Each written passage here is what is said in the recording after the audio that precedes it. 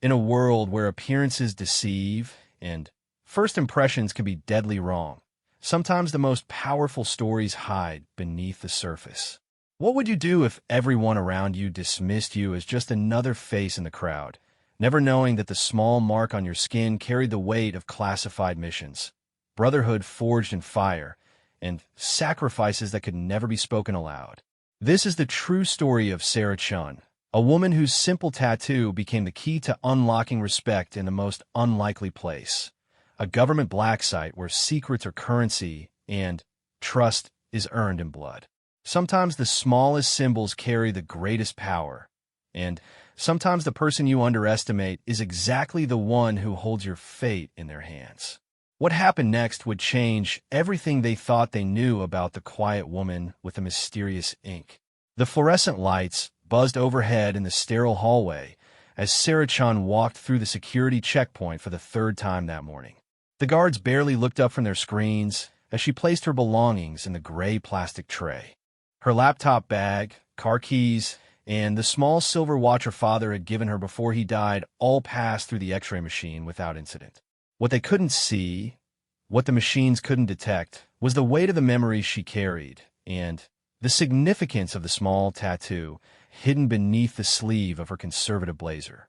Sarah had been working as a cybersecurity consultant for the past 2 years, moving from one government facility to another, helping secure networks and patch vulnerabilities that could compromise national security.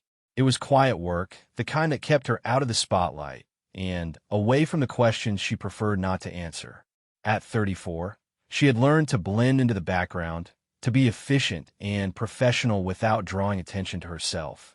Most people saw her as just another tech worker, someone who understood computers better than people, someone whose most exciting Friday night involved debugging code and ordering takeout.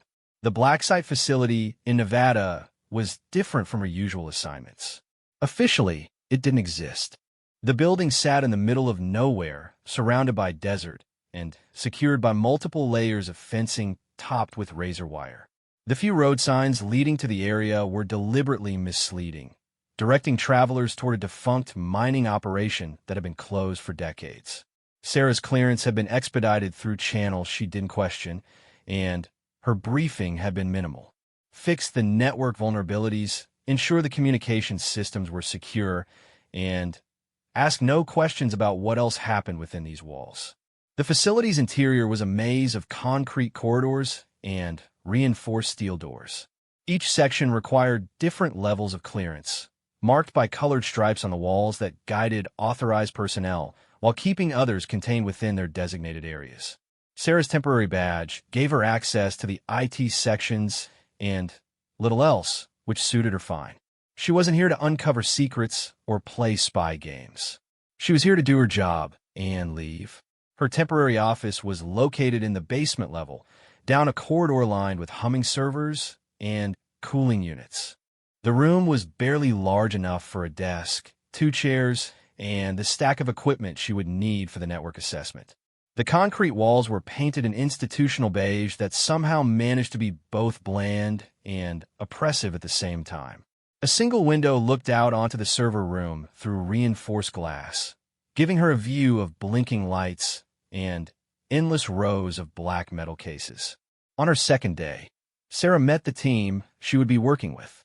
Agent Marcus Rodriguez was the facility's IT director, a man in his 40s with graying temples and the tired eyes of someone who had seen too much classified material to sleep well at night. He spoke in carefully measured sentences, never saying more than necessary, and had the habit of pausing mid-sentence as if mentally reviewing each word for potential security breaches before speaking aloud. Technical Sergeant Lisa Park was responsible for network security, a sharp woman in her late 20s who wore her military bearing like armor. She had grown up in the digital age and understood both the potential and the dangers of interconnected systems better than most people understood their morning coffee routine. Her questions were precise and technical, designed to test Sarah's competence without revealing anything unnecessary about the facility's actual operations. The third member of their small team was Dr. James Sullivan, a systems analyst whose job seemed to involve nothing more than documenting everything that happened to the network infrastructure. He was a thin man with nervous energy who jumped slightly every time someone entered the room unexpectedly. Sarah suspected he had been assigned to watch her as much as to assist her, but she didn't mind. She had worked under observation before and had learned to focus on her tasks while ignoring the subtle scrutiny. During her first week, Sarah established a routine that would become familiar to everyone in the IT section. She arrived each morning at 7:30, exactly 30 minutes before the official start of the workday. She brought her own coffee in a thermos that she refilled from the break room machine exactly once during the day, always at 2:15 in the afternoon. She ate lunch at her desk while running diagnostic programs, and she never asked questions about anything that wasn't directly related to her network assessment. The other employees began to categorize her quickly, the way people do in any workplace. She was the quiet consultant, competent but unremarkable professional but distant.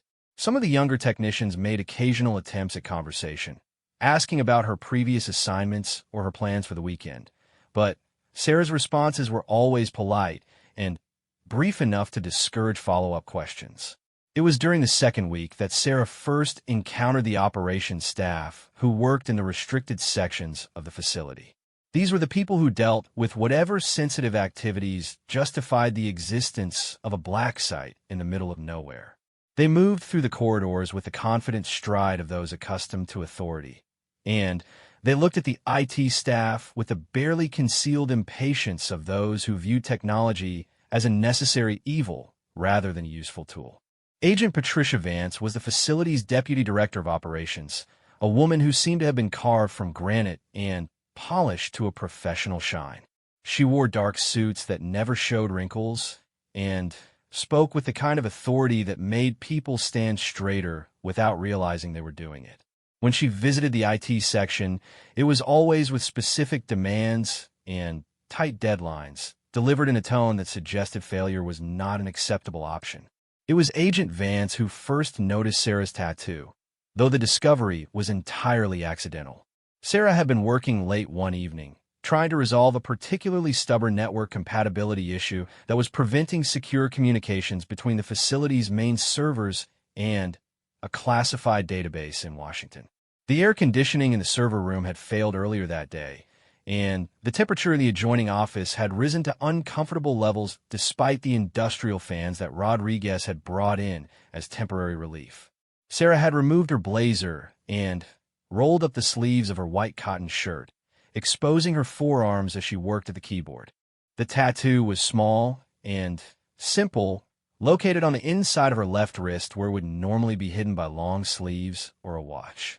It appeared to be nothing more than a series of small black marks arranged in a geometric pattern, the kind of minimalist design that had become popular among young professionals who wanted body art that wouldn't interfere with their career prospects. Agent Vance had entered the office without knocking, as was her habit when dealing with support staff. She carried a tablet and wore the expression of someone who had been kept waiting longer than she considered appropriate.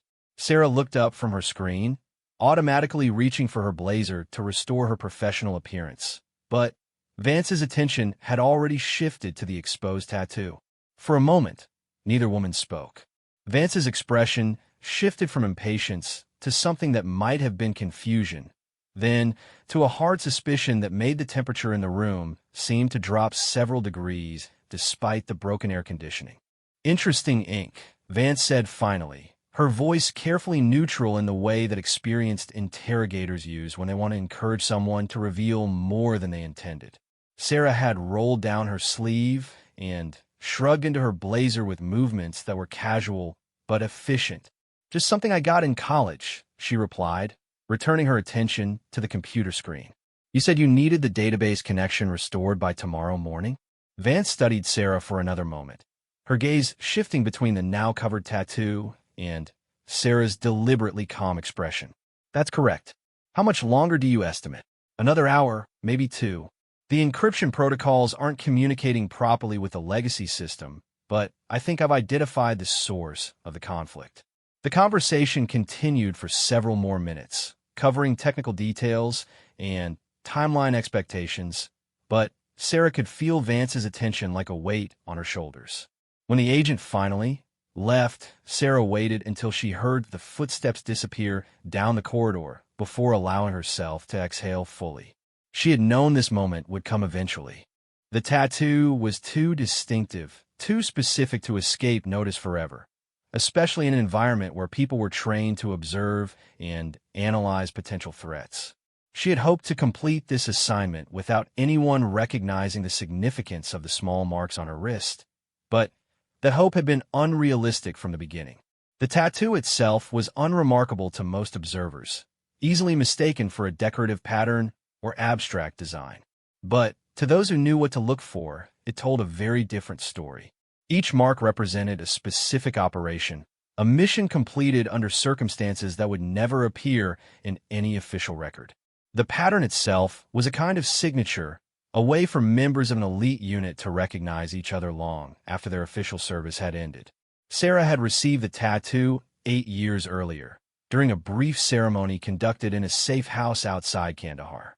She had been part of a joint task force that officially didn't exist, composed of specialists drawn from various military and intelligence branches to handle operations that required absolute deniability.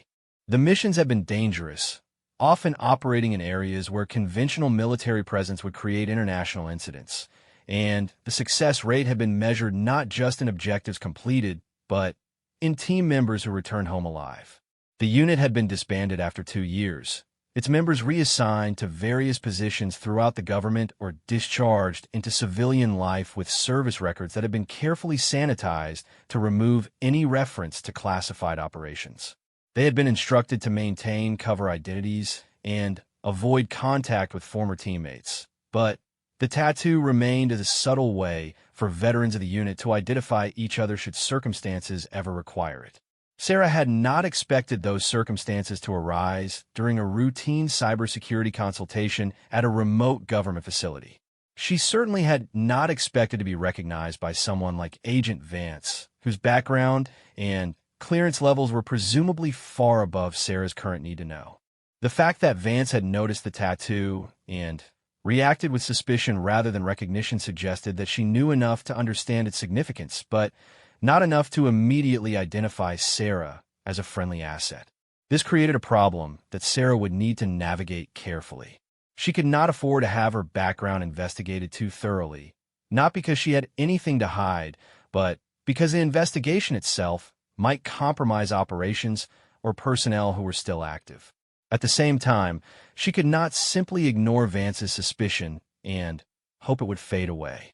People in Vance's position did not forget potential security concerns, especially not in a facility where paranoia was a survival skill rather than a character flaw. The next morning brought an unexpected development. Sarah arrived at her usual time to find Agent Rodriguez waiting in her office, along with a man she had not seen before.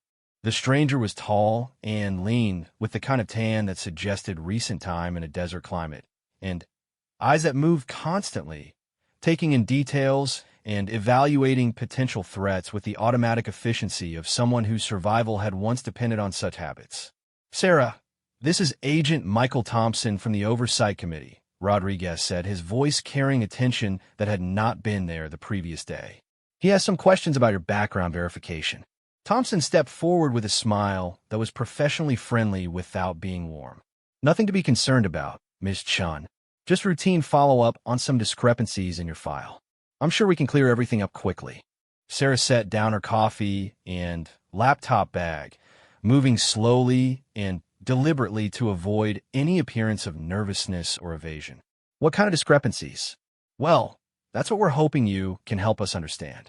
Thompson consulted a tablet, though Sarah suspected he already knew whatever information it contained. "Your security clearance was processed very quickly for this assignment, faster than normal for someone with your apparent background. That efficiency caught some attention in Washington." The conversation that followed was a careful dance of questions and answers, with both participants trying to gather information while revealing as little as possible about their own knowledge and objectives. Thompson asked about Sarah's previous assignments, her educational background, and her reasons for choosing cybersecurity as a career.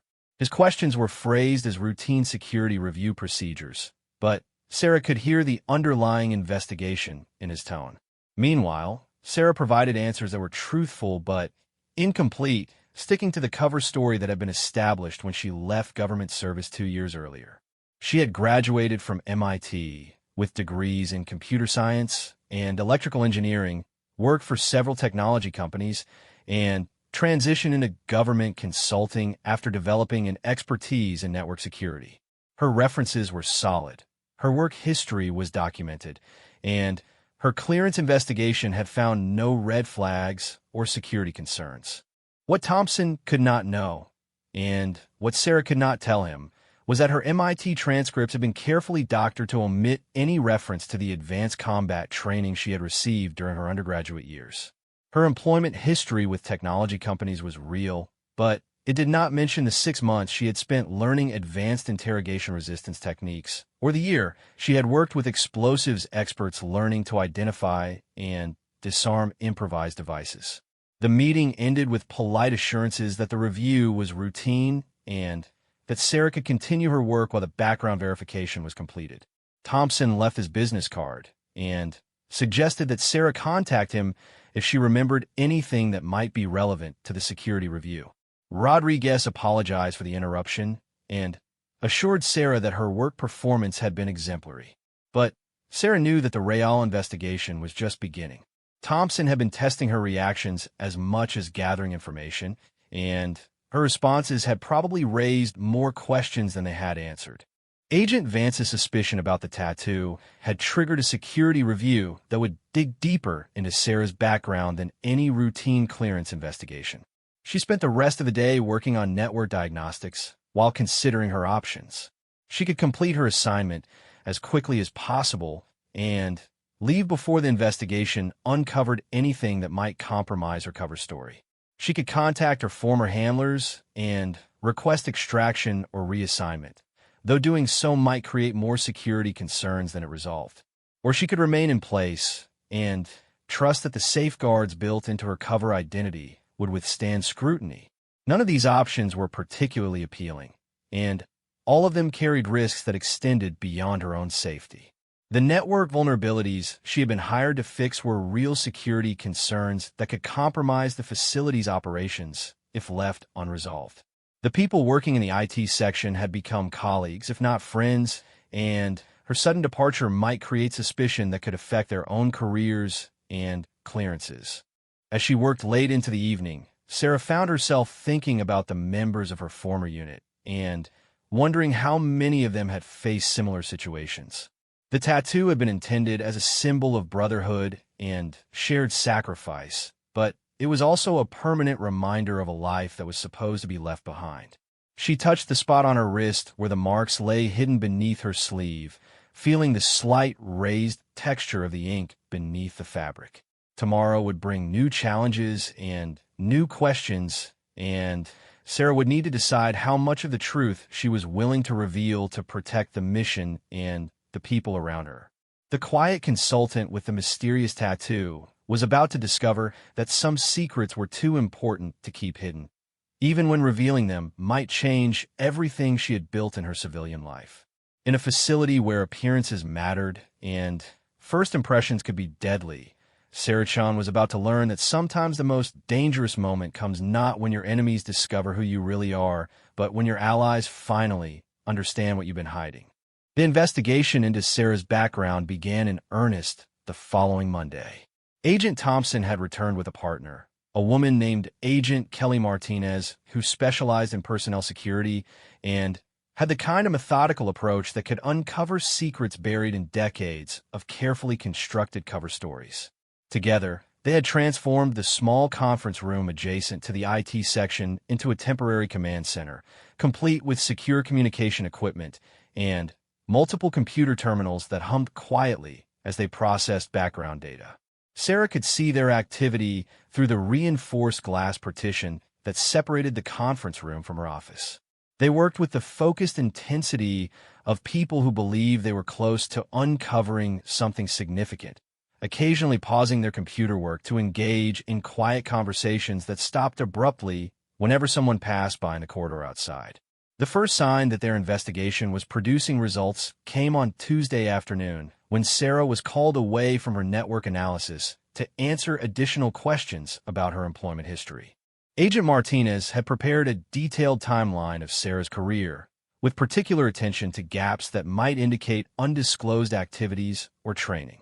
You mentioned that you took 6 months off between your graduation from MIT and your first position with TechRite Solutions, Martinez said, consulting her notes. What did you do during that period? Sarah had anticipated this question and prepared an answer that was technically truthful while avoiding any mention of the advanced training programs she had actually attended. I traveled in Europe, mostly. My parents had insisted I focus entirely on my studies during college, and I wanted to see some of the world before settling into a career. That's interesting, Thompson interjected. We spoke with your former supervisor at TechRite, and he mentioned that you arrived with some unusual skills for someone fresh out of college. Specifically, he said you demonstrated an expertise in secure communications protocols that wasn't typically covered in academic programs. Sarah felt a familiar tension in her shoulders, the same alertness that had kept her alive during missions where a single wrong answer could compromise an entire operation.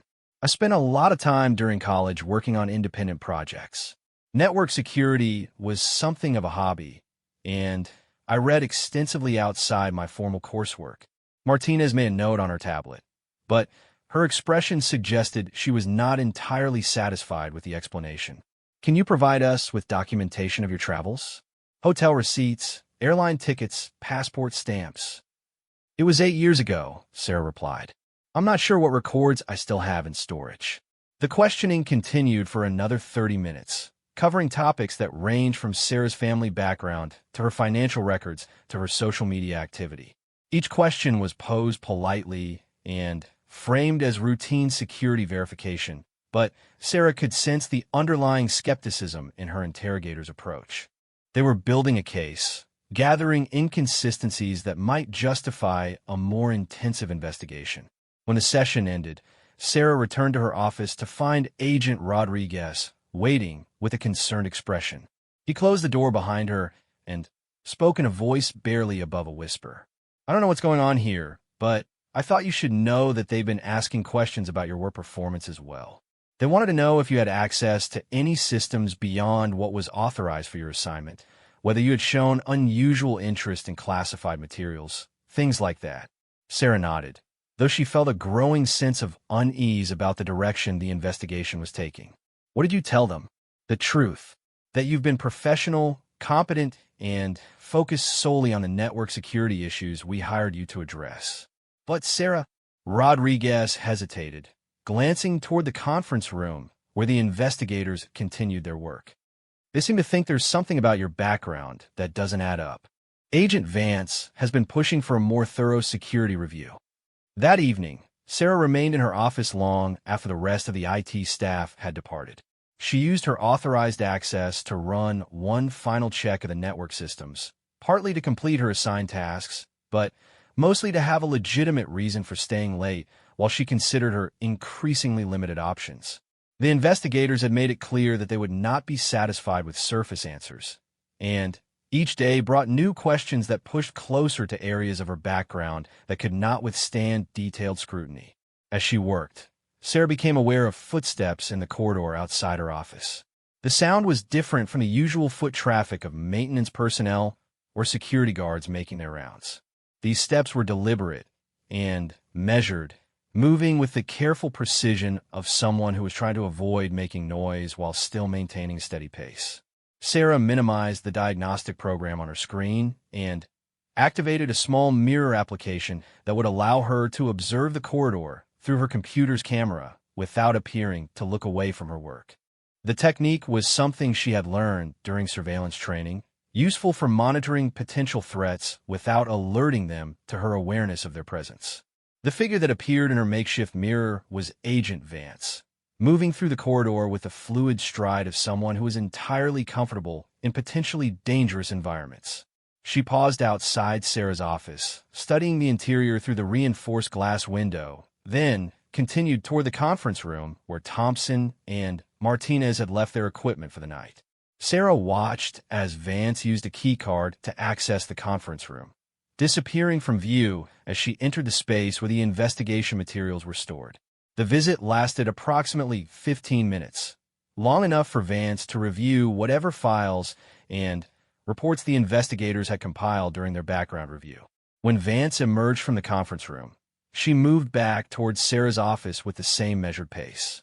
This time, however, she stopped directly outside the door and knocked with the authoritative rap of someone who was accustomed to being admitted immediately regardless of the hour or circumstances. Sarah saved her work and opened the door, maintaining the slightly weary expression of someone who had been focused on technical problems rather than surveillance activities. Agent Vance, working late tonight, as are you, it seems.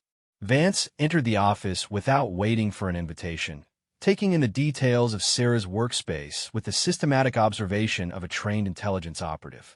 I understand you've been having some interesting conversations with our security review team.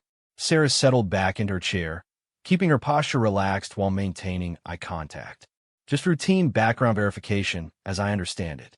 Nothing that should interfere with completing the network assessment. Vance moved to the window that looked out onto the server room, standing with her back to Sarah in a position that might appear casual, but actually provided her with a view of both Sarah's reflection in the glass and any movement in the corridor behind her. You know, I've been thinking about our conversation the other night, about that tattoo of yours. The statement hung in the air between them, neither quite a question nor an accusation, but clearly an invitation for Sarah to provide additional information. Sarah waited, applying the same patience she had used during interrogation resistance training, letting the silence extend until Vance chose to break it. The thing about working in a place like this, Vance continued, is that you learn to recognize certain patterns. Behaviors, backgrounds, the kinds of inconsistencies that might indicate someone is not exactly who they claim to be. Sarah kept her expression neutral, though she could feel her pulse rate increasing slightly. I'm not sure I follow. Vance turned from the window, fixing Sarah with the kind of direct stare that was designed to encourage confession through sheer psychological pressure. Let me be more specific. Agents Thompson and Martinez are very good at their jobs, but they're looking for the wrong things. They're investigating you as a potential security risk, someone who might have lied on their clearance application or concealed criminal activity. And you don't think that's the case? No, I don't. Vance moved closer to Sarah's desk, leaning forward slightly in a posture that was both intimidating and conspiratorial. I think you're exactly who your background check says you are, but I also think there are some very important things about your experience that aren't included in any official records. The conversation had reached the point where Sarah would need to decide how much truth to reveal. Agent Vance clearly suspected more than she was stating directly, and the ongoing investigation would eventually uncover discrepancies that could compromise not only Sarah's cover, but potentially other former unit members who were still operating under similar arrangements. I'm not sure what you're suggesting, Sarah said carefully. Vance straightened, abandoning the intimidation tactics in favor of a more direct approach. I'm suggesting that someone with your particular background might be able to help us with a problem we've been facing here at the facility. A problem that requires expertise in areas that don't typically appear on cybersecurity consultant resumes. Sarah felt a familiar shift in her mental state, the heightened awareness that came with the recognition that a situation was about to change dramatically. What kind of problem? The kind that involves people who have been trained to handle sensitive operations under challenging circumstances. The kind that requires someone who understands both technology and tactics, and who has the clearance and background to be trusted with information that could compromise national security if it fell into the wrong hands. Vance reached into her jacket and withdrew a sealed envelope, placing it on Sarah's desk with the careful precision of someone handling classified documents. Before you decide whether to open that, I should tell you that doing so will change your status here from temporary consultant to something significantly more complicated. Sarah stared at the envelope, recognizing the weight of the decision she was being asked to make. Opening it would mean abandoning her carefully maintained civilian identity and acknowledging skills and experience that she had spent 2 years trying to leave behind. Refusing to open it might mean allowing the security investigation to continue until it uncovered information that could compromise other people who depended on their cover identities for their safety and effectiveness. "How long have you known?" Sarah asked.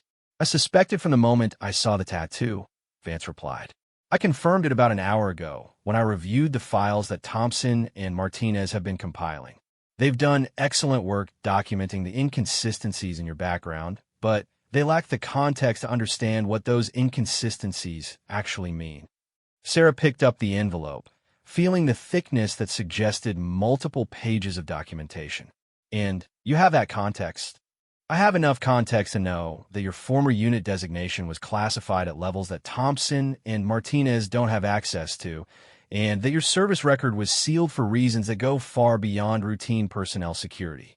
I also know that we currently have a situation that requires exactly the kind of expertise that someone with your background would possess."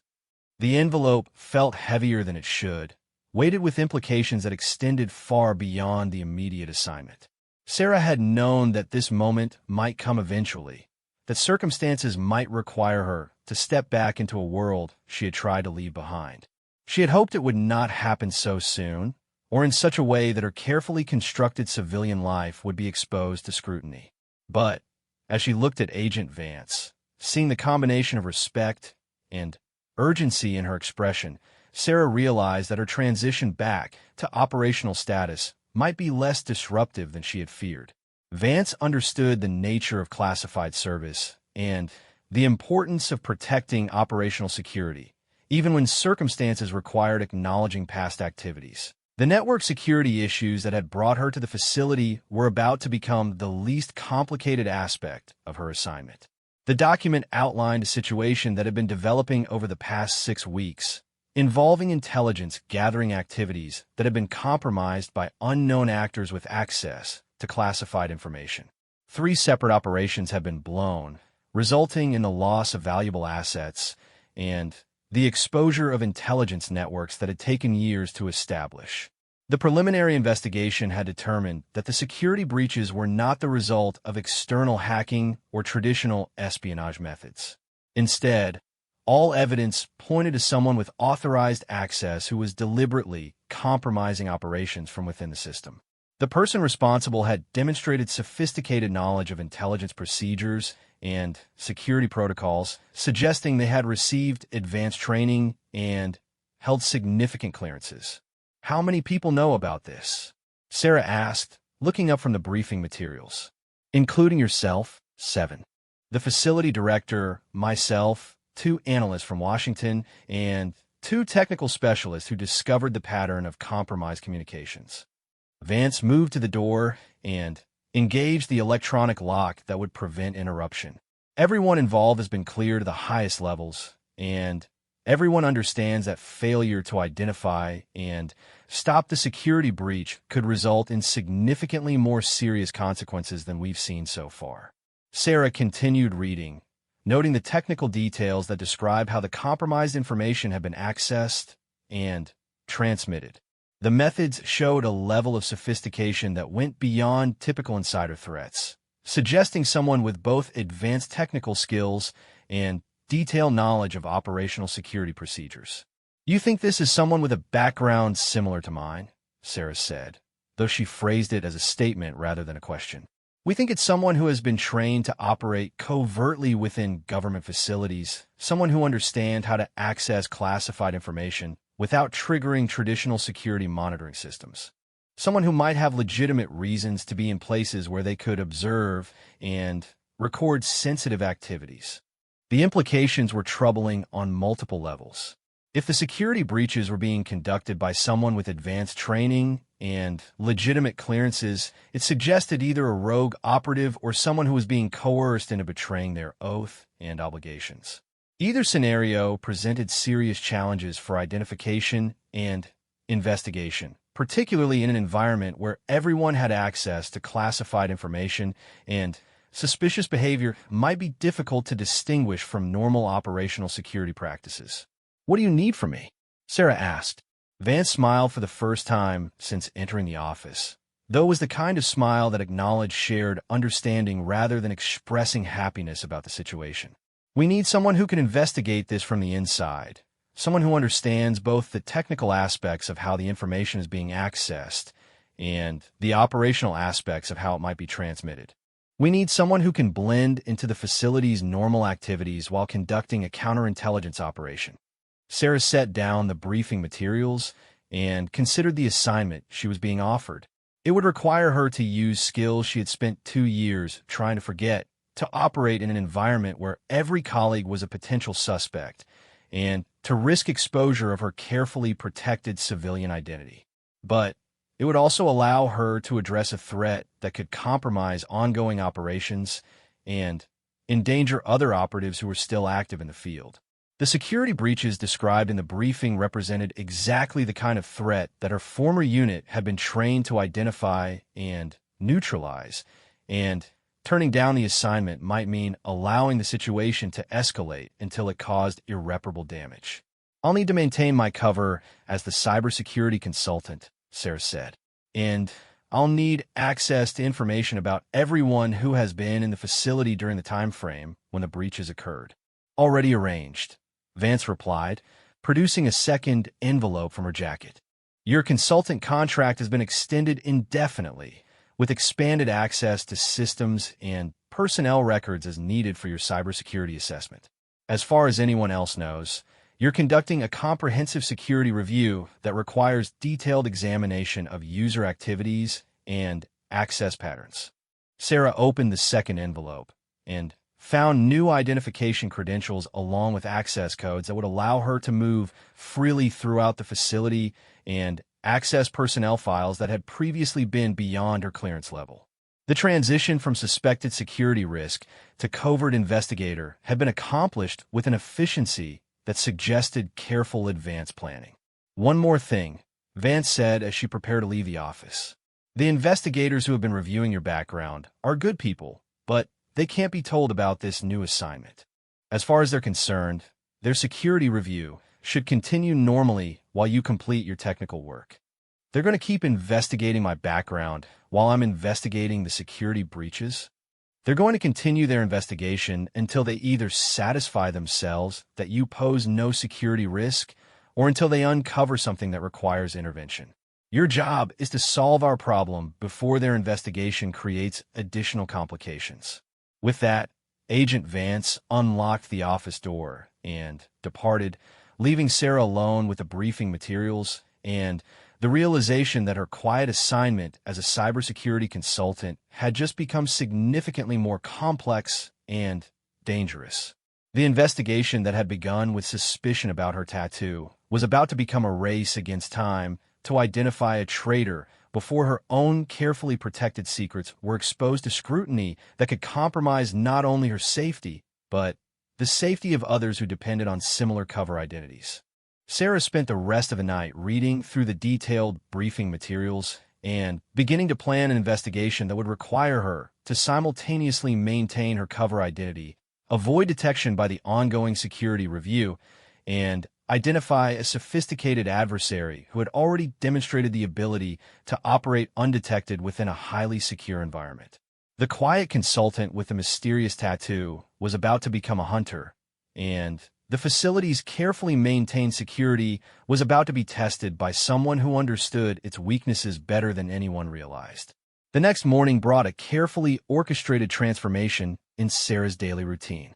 To outside observers, she appeared to be conducting the same cybersecurity assessment she had been assigned from the beginning, but her expanded access credentials now allowed her to move through areas of the facility that had previously been off-limits. Her tablet displayed network diagnostic programs while simultaneously running sophisticated analysis software that monitored communication patterns, access logs, and data transmission activities across the facility's entire infrastructure. Sarah's first priority was to understand the scope of the security breaches without alerting the perpetrator to her investigation. The briefing materials had provided details about 3 compromised operations, but she suspected these represented only the incidents that had been discovered and reported. A sophisticated insider would likely be more careful about concealing smaller breaches that might not trigger immediate investigation, using them to gather intelligence while avoiding the kind of dramatic exposure that would prompt facility-wide security reviews. Her analysis began with the communication logs that detailed every authorized transmission between the facility and external networks. The volume of data was enormous, encompassing encrypted voice calls, secure text messages, file transfers, and database queries that connected the BlackSite to intelligence networks around the world. Each transmission was logged with timestamps, user credentials, and technical details that allowed security personnel to audit communications and ensure that classified information was being handled according to established protocols. What Sarah found in the logs was subtle but significant. Hidden within the normal pattern of authorized communications were anomalies that suggested additional data was being transmitted alongside legitimate messages. The extra data was small in volume and encoded in ways that would not trigger automatic security monitoring. But when analyzed over time, it revealed a systematic pattern of unauthorized information gathering. Someone with legitimate access to the facility's communication systems was piggybacking classified information onto routine messages, using encryption methods that disguised the additional data as normal communication overhead. The technique was sophisticated enough to avoid detection by automated security monitoring, while remaining simple enough to implement without requiring specialized equipment or software that might draw attention.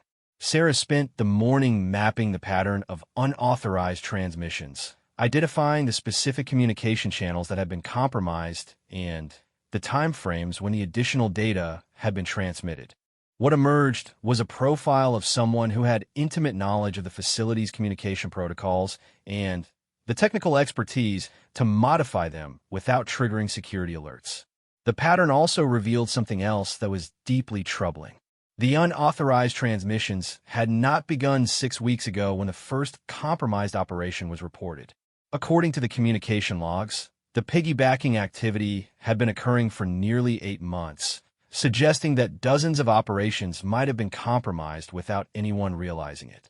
By lunchtime, Sarah had identified 17 separate instances of unauthorized data transmission, each carefully timed to coincide with routine communications that would provide cover for the additional traffic. The perpetrator had been patient and methodical, gathering intelligence slowly over an extended period rather than attempting to access large amounts of information quickly. This approach suggested someone who understood counterintelligence procedures and knew that sudden changes in behavior or access patterns would eventually trigger investigation. The person they were looking for was not a desperate insider looking to make a quick profit by selling secrets. Instead, they appeared to be conducting a long-term intelligence operation with the sophisticated tradecraft of someone who had been trained in covert operations. Sarah's afternoon was spent analyzing the personnel records of everyone who had access to the compromised communication systems.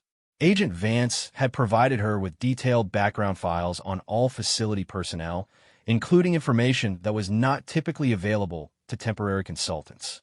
As she reviewed the records, Sarah began to understand why the investigation had proven so challenging for traditional security personnel.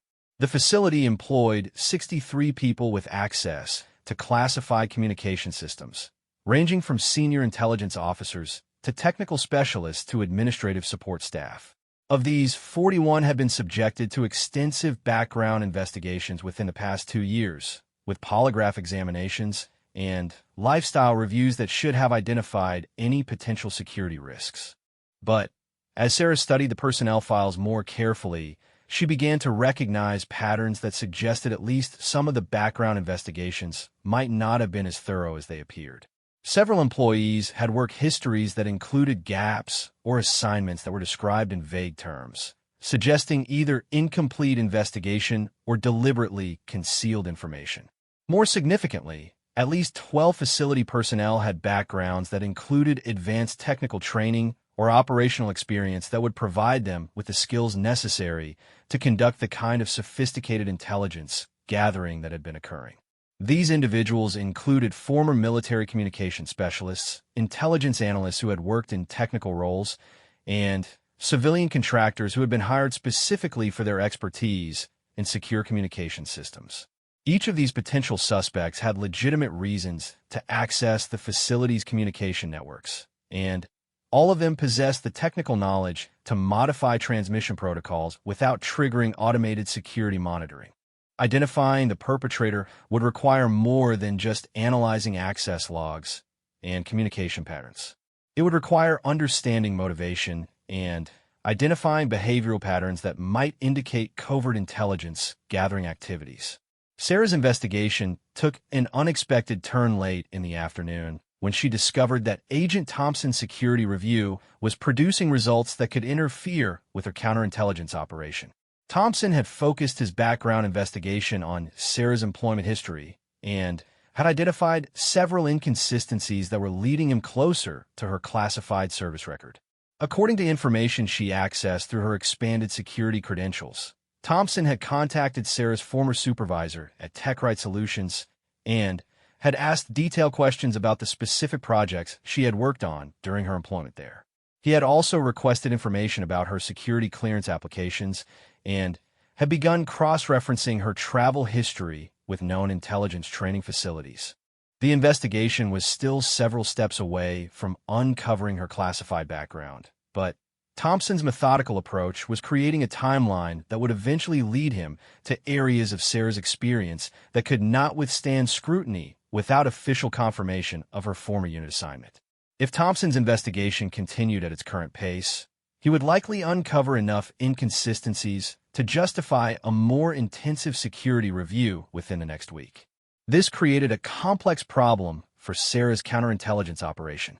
She needed to identify and neutralize the security breach before Thompson's investigation exposed her own background and potentially compromised other former unit members who were operating under similar cover identities.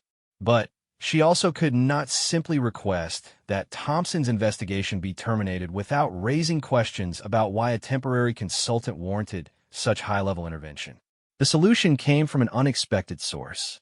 As Sarah was reviewing Thompson's investigation reports, she noticed that his methodical approach had also identified potential inconsistencies in the backgrounds of 3 other facility personnel.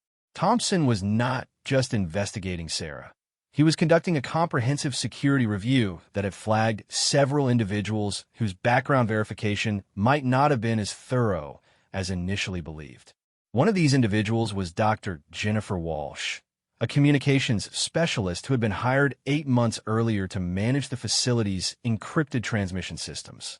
According to Thompson's analysis, Dr. Walsh's academic credentials could not be fully verified, and her previous employment history included a gap of nearly 2 years that was described only as independent consulting work without specific details about clients or projects.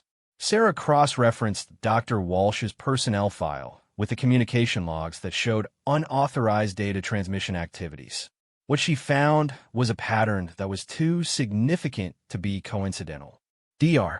Walsh had been present at the facility during every instance of unauthorized transmission, and her access credentials showed login activities that corresponded closely with the timestamps when additional data had been piggybacked onto legitimate communications. More importantly, Dr. Walsh's background included technical training at institutions that were known to provide education to intelligence operatives from various countries. Her graduate work had been conducted at a university that maintained exchange programs with foreign academic institutions, some of which were suspected of serving as cover for intelligence recruitment and training activities. Sarah spent the evening conducting a deeper investigation of Dr. Walsh's background and activities at the facility. Using her expanded access credentials, she was able to review security camera footage that showed Walsh's movements throughout the facility during the periods when unauthorized transmissions had occurred. The footage revealed a pattern of behavior that supported Sarah's growing suspicion. Dr. Walsh routinely worked late hours when fewer people were present to observe her activities, and She had access to communication equipment that would allow her to modify transmission protocols without requiring assistance from other technical personnel. But the most compelling evidence came from a detailed analysis of the encrypted communication logs themselves. Sarah used specialized decryption software to analyze the structure of the piggyback data, looking for patterns that might indicate its ultimate destination or purpose. What she discovered was both sophisticated and deeply troubling. The unauthorized data was being transmitted using encryption methods that were consistent with foreign intelligence services, specifically techniques that had been identified by counterintelligence analysts as characteristic of a particular overseas intelligence organization that had been attempting to penetrate U.S. government facilities for several years. The data itself consisted of operational details, personnel information, and communication intercepts that would provide foreign intelligence services with detailed insight into American intelligence activities in several regions of the world. If the information had been transmitted successfully over the 8-month period that Sarah had identified, it would represent one of the most significant intelligence compromises in recent memory. By midnight, Sarah had compiled enough evidence to confirm that Dr. Walsh was conducting a sophisticated intelligence operation from within the facility. But proving Walsh's guilt was only the beginning of a more complex challenge. Sarah needed to understand the full scope of the intelligence compromise, identify any accomplices who might be assisting Walsh's operation, and determine whether Walsh was acting independently or as part of a larger network of foreign operatives. More immediately, Sarah needed to decide how to handle the arrest and interrogation of Dr. Walsh without compromising the ongoing investigation or alerting other potential operatives who might be working within the facility. The decision would need to be made carefully because Walsh's training and experience suggested she would be prepared for the possibility of discovery and might have contingency plans that could cause additional damage if she was approached incorrectly. Sarah encrypted her findings and prepared a detailed report for Agent Vance, summarizing the evidence against Dr. Walsh and outlining her recommendations for how to proceed with the investigation. As she worked, she felt the familiar tension that accompanied the final stages of a counterintelligence operation, when careful planning and patient investigation were about to be replaced by direct action that would determine the success or failure of the entire mission. The report that Sarah prepared included specific recommendations for Walsh's arrest, suggestions for interrogation techniques that might be effective given her apparent training and background, and a detailed analysis of the communication systems that would need to be secured to prevent any additional intelligence compromise. But as she finalized the report, Sarah realized that her investigation had uncovered information that extended far beyond the immediate security breach at the facility. The sophistication of Walsh's operation and the duration of her intelligence gathering activities suggested that she was part of a larger network that might include operatives at other government facilities. If Walsh was arrested without proper coordination with counterintelligence agencies in Washington, it might alert other members of her network and cause them to cease operations before they could be identified and neutralized. The investigation that had begun as a routine security review was about to become a complex counterintelligence operation that could impact national security at the highest levels. Sarah transmitted her encrypted report to Agent Vance and then began preparing for what she knew would be a crucial meeting the following morning. The evidence against Dr. Walsh was compelling, but presenting it would require Sarah to reveal investigative capabilities and analytical methods that went far beyond what would be expected from a cybersecurity consultant. The meeting would effectively end her cover identity and confirm Agent Vance's suspicions about her background, but it would also provide an opportunity to ensure that Walsh's capture was handled in a way that maximized the potential for gathering additional intelligence about the broader network she was likely part of. As she prepared to leave her office, Sarah reflected on how dramatically her assignment had changed since she had first arrived at the facility 2 weeks earlier. What had begun as a routine network security assessment had become a race against time to neutralize a sophisticated foreign intelligence operation before it could cause additional damage to national security. The quiet consultant with the mysterious tattoo was about to step fully back into the world of covert operations, and the skills she had spent 2 years try and forget were about to become the most important tools for protecting the country she had sworn to serve. Tomorrow would bring the kind of direct action that defined her former life. And Sarah found herself both apprehensive and eager to return to work that utilized her full capabilities. The hunt was nearly over, but the most dangerous phase of the operation was just beginning. The secure conference room felt smaller than usual when Sarah arrived at 6 in the morning, carrying her encrypted tablet and the comprehensive analysis that would change everything. Agent Vance was already present, along with two individuals Sarah had not seen before. The first was a woman in her 50s with silver hair and the bearing of someone accustomed to making decisions that affected national security. The second was a younger man whose casual clothes did not quite conceal the careful attention to surroundings that marked him as either military or intelligence personnel. "Sarah, thank you for coming in early," Agent Vance said, gesturing toward the empty chair across from the three officials. "I'd like you to meet Deputy Director Catherine Morris from the Counterintelligence Division and Agent David Park from the FBI's National Security Branch." Sarah set her tablet on the conference table and assessed the room's occupants with the automatic threat evaluation that had become second nature during her operational years. Morris had the composed authority of someone who had spent decades dealing with intelligence compromises at the highest levels. Park carried himself with the alert readiness of someone who expected to transition from planning to action at any moment. "Agent Vance shared your preliminary findings," Morris said without preamble. "We're here because what you've discovered has implications that extend far beyond this facility." Sarah activated her tablet and connected it to the room's secure display system. Her analysis appeared on the wall-mounted screen in a series of charts and timelines that illustrated 8 months of systematic intelligence theft. Dr. Jennifer Walsh has been conducting a sophisticated piggybacking operation using the facility's encrypted communication systems. Based on the volume and type of information she's been accessing, I estimate she's compromised operational details for at least 37 separate intelligence activities. Park leaned forward, studying the data patterns that showed Walsh's unauthorized access activities. "How long do you estimate it would take someone with her background to establish this kind of operation?" The technical modifications she made to the communication protocols would require approximately 3 to 4 weeks to implement and test, Sarah replied. "But the operational tradecraft she's demonstrated suggests months of advanced planning and preparation." Morris touched her tablet, accessing additional files that appeared alongside Sarah's analysis.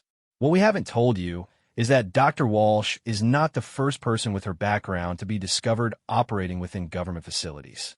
Over the past 18 months, we've identified 4 other individuals with similar training and operational patterns at different locations."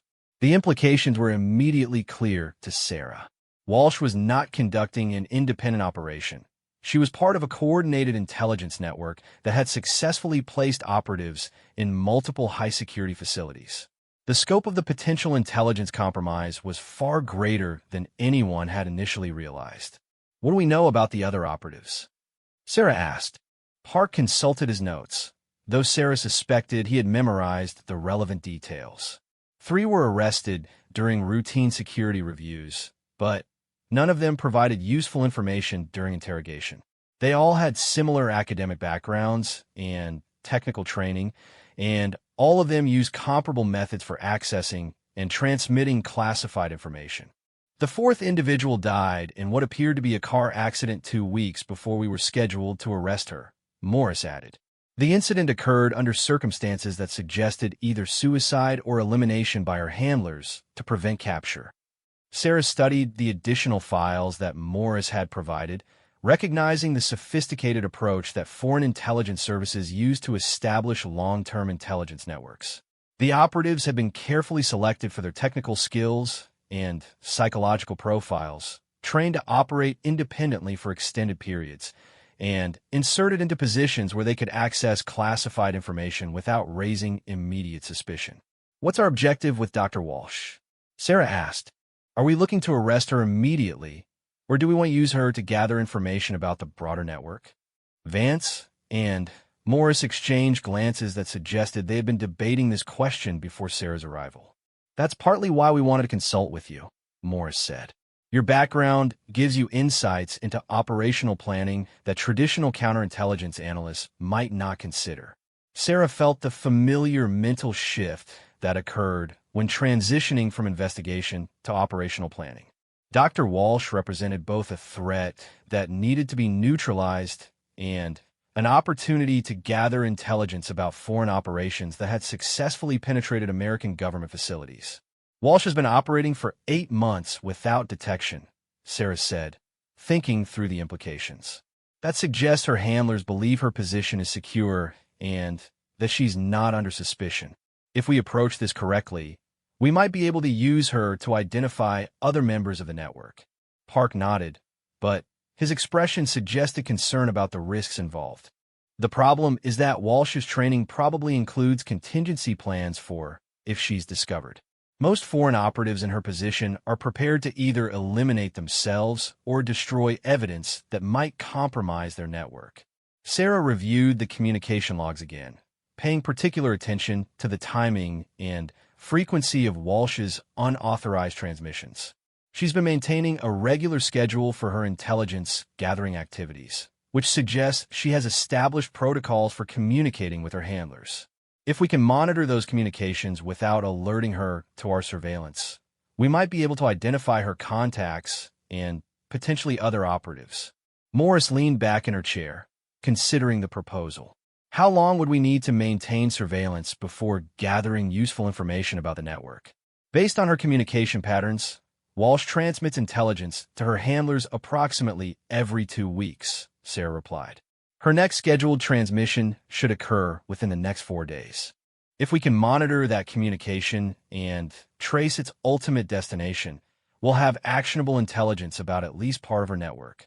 The discussion that followed involved detailed planning for a surveillance operation that would require careful coordination between multiple agencies while maintaining the appearance of normal facility operations. Walsh could not be alerted to the investigation, which meant that everyone involved in the surveillance would need to continue their regular duties while covertly monitoring her activities. Sarah's role in the operation would be particularly complex. As the cybersecurity consultant who had discovered Walsh's activities, she would need to continue her legitimate work while also implementing technical monitoring systems that could intercept and analyze Walsh's communications without triggering any security alerts that might warn her of the surveillance. "There's one more complication we need to address," Agent Vance said, consulting her tablet. "Agent Thompson's security review is scheduled to intensify this week. He's planning to conduct detailed interviews with several facility personnel, including you, and his investigation timeline suggests he'll uncover inconsistencies in your background within the next few days." Sarah had been expecting this development, but the timing created additional challenges for the Walsh surveillance operation. If Thompson's investigation exposed her classified background, it might compromise the entire operation by alerting Walsh or other potential operatives that the facility was under enhanced security review.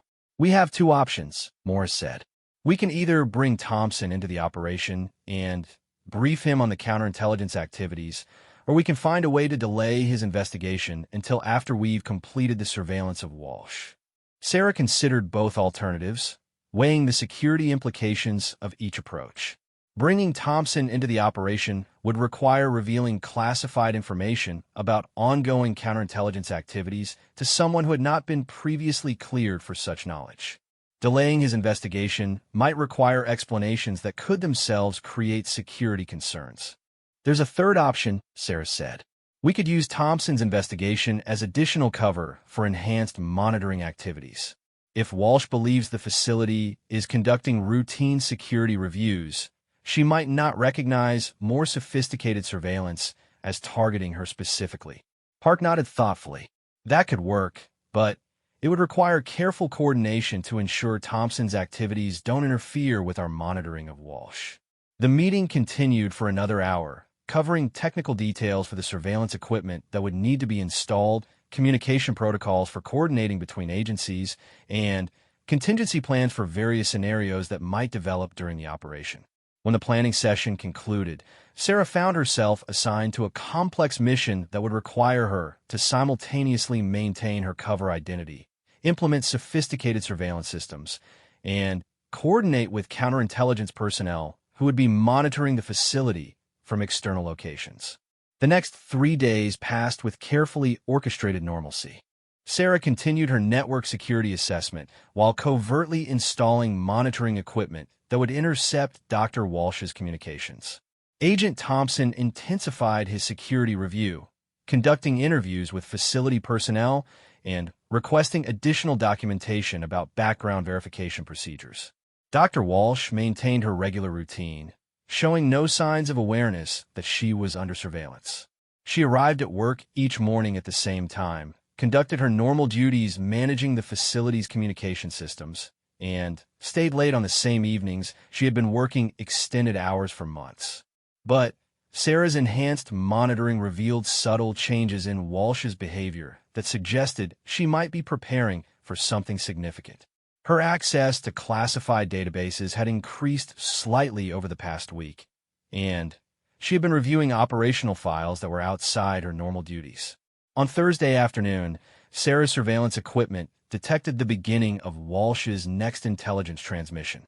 The unauthorized data was being piggybacked onto a routine communication with a research facility in California, but the additional information was larger than any of Walsh's previous transmissions and was encrypted with methods that Sarah had not seen before. Sarah immediately notified Agent Vance, who activated the surveillance team that had been waiting for this moment. The transmission was being traced through multiple network nodes to identify its ultimate destination, while technical specialists analyzed the encrypted content to determine what classified information Walsh was attempting to steal. What they discovered was both alarming and informative. Walsh was not just transmitting routine intelligence about facility operations. She was providing detailed information about the security review that Agent Thompson had been conducting, including specifics about which personnel were being investigated and what inconsistencies had been discovered in their background verification. The transmission also included information about Sarah herself, indicating that Walsh had somehow identified her as a potential security concern and was reporting her activities to her handlers. This suggested that Walsh's operational awareness was more sophisticated than anyone had realized, and that she might have recognized the enhanced surveillance despite the careful precautions that had been taken. Agent Vance made the decision to arrest Walsh immediately, before she could complete the transmission or implement any contingency plans that might compromise the investigation. The arrest was conducted with the swift efficiency of a well-planned counterintelligence operation, with agents moving simultaneously to secure Walsh, her communication equipment, and any materials that might provide information about her network. Walsh's reaction to the arrest confirmed Sarah's assessment of her training and preparation. She remained calm and cooperative during the initial detention, providing her real name and nationality, but refusing to answer questions about her operational activities or her handlers. Her response was consistent with someone who had been prepared for the possibility of capture and who understood that cooperation would not improve her situation. The interrogation that followed was conducted by specialists from the Counterintelligence Division, using techniques designed to encourage cooperation from trained foreign operatives. Sarah participated as a technical consultant, providing analysis of the communication equipment and encrypted files that had been recovered from Walsh's workstation. Over the course of 12 hours, the interrogation revealed information that confirmed the existence of a sophisticated intelligence network with operatives placed in multiple government facilities. Walsh had been recruited during her graduate studies and had spent 3 years being trained for the mission before being inserted into her position at the BlacksiteThen facility. Her handlers had provided her with sophisticated technical training and ongoing operational support, including methods for avoiding detection during security reviews and protocols for communicating intelligence without triggering automated monitoring systems. The network she was part of had been operating for at least 5 years and had successfully placed operatives in positions where they could access classified information about intelligence operations, military activities, and government policy decisions. But the most significant revelation came when Walsh's encryption keys were analyzed and used to decode the full content of her intelligence transmissions over the 8-month period. The Foreign Intelligence Service she was working for had been using the information she provided to compromise American intelligence operations in 3 different regions of the world, resulting in the loss of valuable assets and the exposure of intelligence networks that had taken years to establish. The scope of the damage was far greater than anyone had initially realized, and the information Walsh had provided would require extensive damage assessment and operational adjustments to protect ongoing intelligence activities. But her capture had also provided unprecedented insight into foreign intelligence methods and had identified vulnerabilities in American security procedures that could be addressed to prevent similar compromises in the future. As the immediate crisis concluded, Sarah found herself reflecting on how dramatically her assignment had evolved from routine network security consultation to participation in a major counterintelligence operation. Her mysterious tattoo, which had initially raised suspicion about her background, had ultimately led to the discovery and neutralization of a significant threat to national security. Agent Thompson's security review had been completed with the revelation that Sarah's background inconsistencies were the result of classified service that could not be disclosed in routine clearance applications. His investigation was concluded with assurances that Sarah posed no security risk, though he was not provided with details about her role in identifying and capturing Dr. Walsh. The facility returned to normal operations within a week, though with enhanced security procedures designed to detect the kind of sophisticated intelligence gathering that Walsh had conducted. Sarah completed her cybersecurity assessment with recommendations that addressed both the technical vulnerabilities she had originally been hired to identify and the procedural improvements that would help prevent future infiltration by foreign operatives.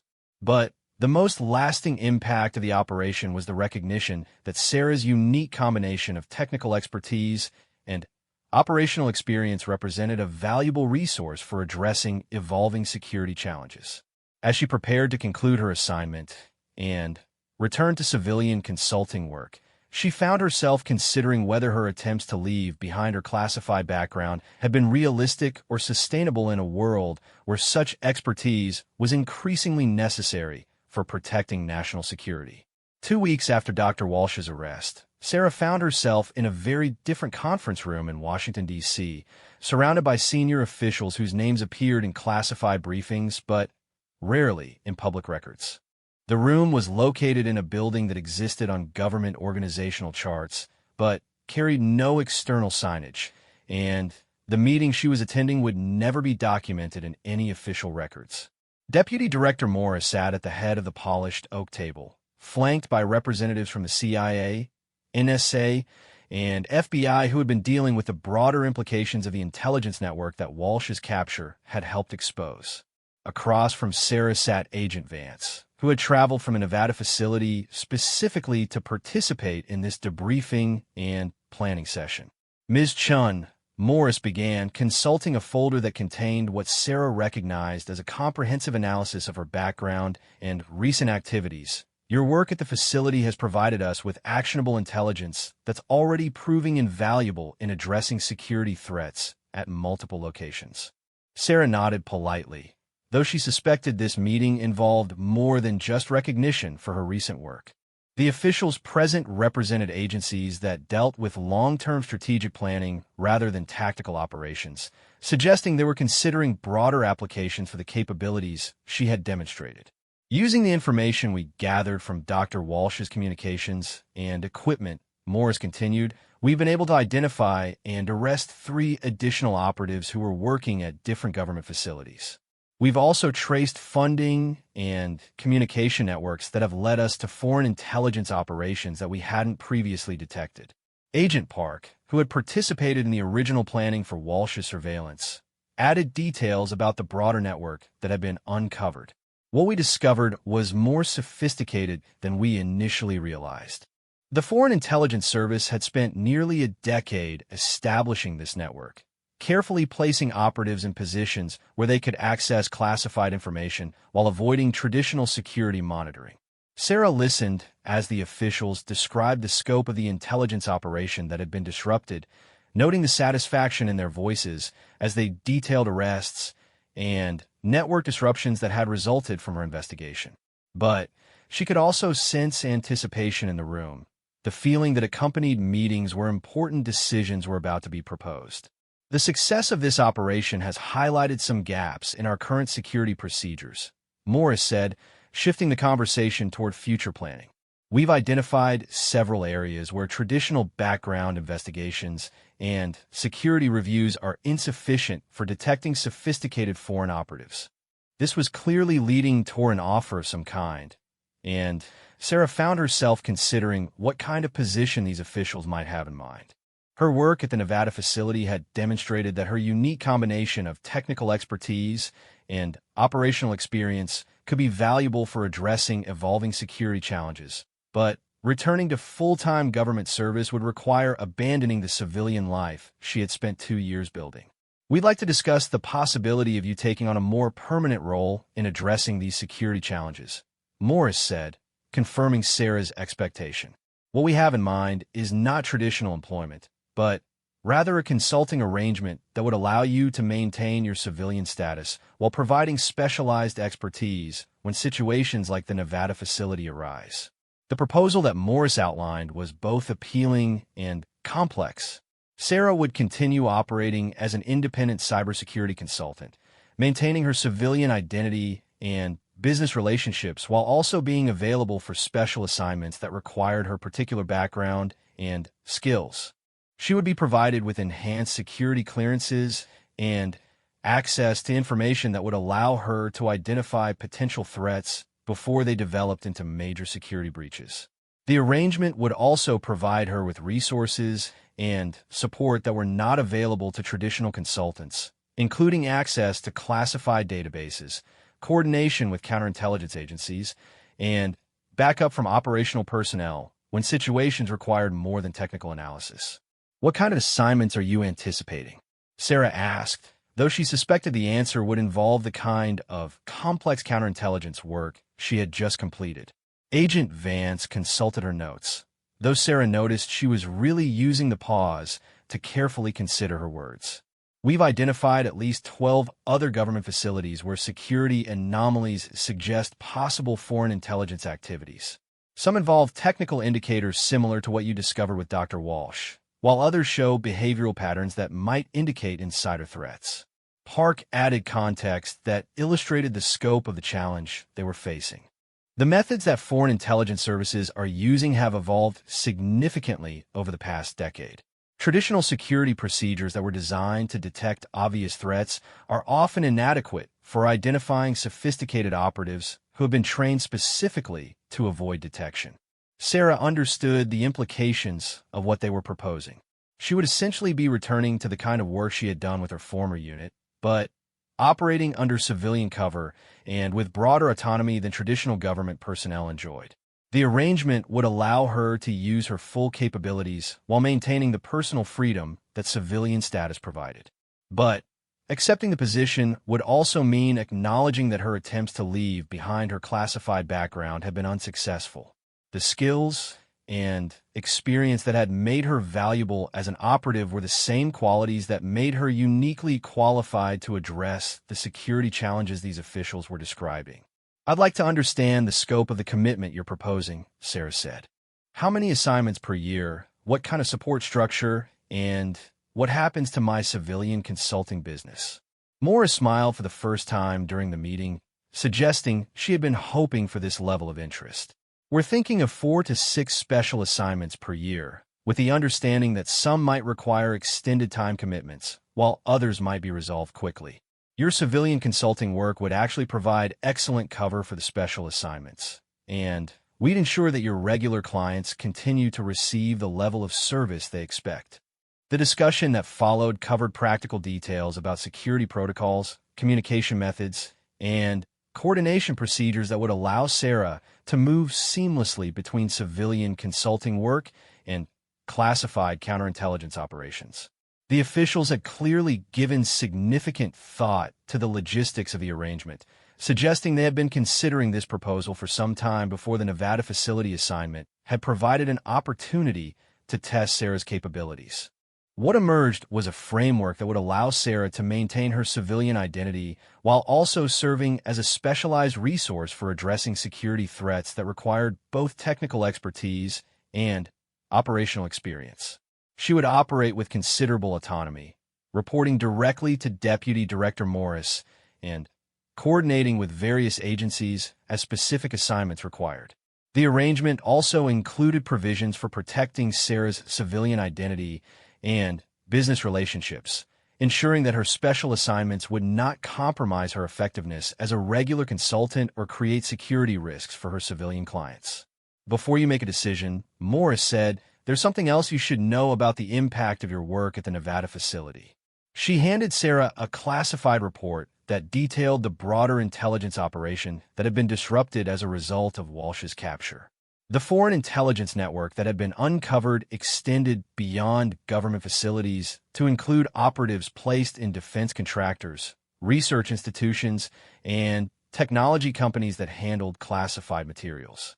The information that Walsh and her associates had gathered over several years had been used to compromise American intelligence operations around the world, resulting in the loss of valuable assets and the exposure of intelligence networks that had taken decades to establish. But their capture had also provided unprecedented insight into foreign intelligence methods and had led to security improvements that would help protect future operations. "Your work didn't just solve a problem at one facility," Morris explained. "It provided us with the tools to address a systematic threat that was affecting national security at multiple levels." Sarah reviewed the report, recognizing the significance of what had been accomplished through the investigation she had conducted. The capture of Dr. Walsh had been important in itself, but the broader network disruption that had resulted represented a major victory in the ongoing struggle to protect American intelligence operations from foreign interference. "What happened to the other operatives who were arrested?" Sarah asked. Park consulted his notes, providing details that were not included in the written report. Two provided limited cooperation in exchange for reduced sentences and eventual deportation. The third maintained complete silence during interrogation, but was convicted based on the evidence we gathered from their communication equipment and classified materials. The conversation turned to discussion of the enhanced security procedures that had been implemented at government facilities as a result of the intelligence gathered from the arrested operatives. The changes included improved background verification methods, enhanced monitoring of communication systems, and new protocols for identifying suspicious behavioral patterns among personnel with access to classified information. Sarah found herself impressed by the comprehensive approach that the agencies had taken to addressing the vulnerabilities that had been exploited by the foreign intelligence network. The security improvements would make it significantly more difficult for similar operations to succeed in the future, though everyone understood that foreign intelligence services would adapt their methods to address the new countermeasures. "There's one more aspect of this arrangement that we haven't discussed," Agent Vance said, producing a small jewelry box that she placed on the conference table in front of Sarah. "Your service at the Nevada facility has been recognized at levels that I can't discuss in detail, but there's a token of that recognition that you can display if you choose to." Sarah opened the box to find a small pin that appeared to be nothing more than an elegant piece of jewelry, with a subtle design that would not attract attention in civilian settings. But closer examination revealed details that marked it as a recognition award for classified service, the kind of honor that could only be understood by people with appropriate security clearances. The pin represented something that Sarah had not expected to receive again after leaving government service. It acknowledged not just her recent work, but her entire career of service in roles that could not be publicly recognized or officially documented. For someone who had spent years operating undercover identities and classified assignments, the recognition carried a significance that went beyond its practical value. "You don't need to decide about the consulting arrangement immediately," Morris said as the meeting concluded. "Take whatever time you need to consider the proposal, and contact me when you're ready to discuss the details. But As Sarah left the building and walked through Washington's busy streets, she realized that her decision had already been made. The past 3 weeks had demonstrated that her attempts to separate herself from her classified background had been based on an unrealistic assumption that such skills and experience could be permanently set aside. The security challenges facing the country required people who understood both the technical aspects of modern intelligence operations and the human factors that motivated foreign operatives and insider threats. Sarah's combination of capabilities represented a resource that was too valuable to waste on routine cybersecurity consulting, regardless of how personally satisfying her civilian work had become. More importantly, the work at the Nevada facility had reminded her of the satisfaction that came from protecting national security and serving a purpose larger than individual career advancement. The quiet consultant with a mysterious tattoo had rediscovered that her true calling involved using her full capabilities in service of missions that mattered. 3 days later, Sarah called Deputy Director Morris and accepted the consulting arrangement. Her first special assignment would begin the following month at a defense contractor facility where communication anomalies suggested possible foreign intelligence activities.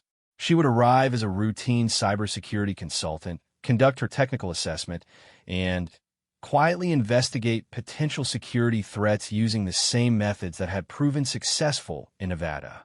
Her civilian consulting business would continue serving regular clients who needed network security assessments and vulnerability testing, providing both cover for her special assignments and personal satisfaction from solving technical challenges. The arrangement would allow her to maintain the life she had built while also serving her country in ways that utilized her full training and experience. Sarah's small apartment became the headquarters for a hybrid operation that combined civilian consulting with classified counterintelligence work. She maintained separate computer systems and communication methods for different aspects of her work, ensuring that her civilian clients never came into contact with classified materials, while also providing secure channels for coordination with government agencies. The tattoo on her wrist, which had originally attracted suspicion and investigation, now served as a reminder of the path that had brought her to this unique position. The small marks that had once represented the end of her classified service now symbolized a new beginning that would allow her to use her complete range of capabilities in service of protecting the nation. 6 months later, Sarah's hybrid consulting arrangement had proven successful beyond the original expectations. She had completed 3 special assignments that had resulted in the identification and neutralization of security threats at government facilities, while also maintaining her civilian client base and reputation as a skilled cybersecurity professional. The recognition pin that Deputy Director Morris had given her remained in its box, stored in her apartment safe, along with other mementos of classified service that could not be displayed publicly. But Sarah no longer felt the need to hide her background or pretend that her civilian identity represented her complete capabilities. The quiet consultant with the mysterious tattoo had found a way to honor both aspects of her professional life, serving her country with the skills that had been developed through years of classified training, while also building a civilian career that provided personal fulfillment and financial independence.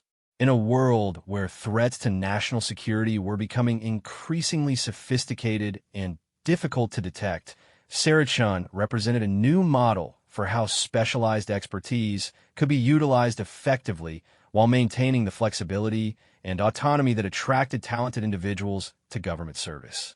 Her story had become a testament to the principle that true security required people who understood that the most important battles were often fought by those whose contributions, well,